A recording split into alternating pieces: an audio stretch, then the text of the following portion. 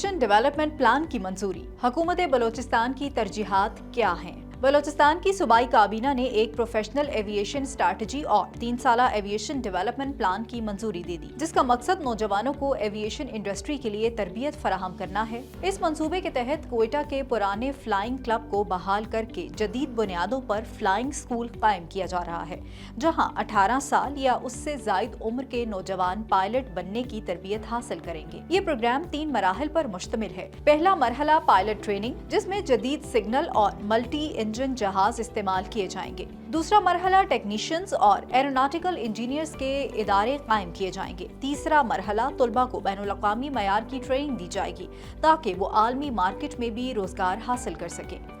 ये मंसूबा corporate sector के फंड से चलाया जाएगा। उसके अलावा हुकूमत के पास पहले से मौजूद 3 जहाज भी इस क्लब में शामिल होंगे, जिनसे तरबियत के साथ साथ रेवेन्यू भी पैदा होगा। हुकाम के मुताबिक इस मंसूबे से बलूचिस्तान के नौजवानों को एविएशन के शोबे में महारत हासिल होगी और इन्हें मुकामी और बैनुल-अक़वामी सतह पर रोजगार के मौके मिलेंगे। ये हुकूमत पर पायलट्स के लिए बैरूनी इन्हिसार कम करेगा।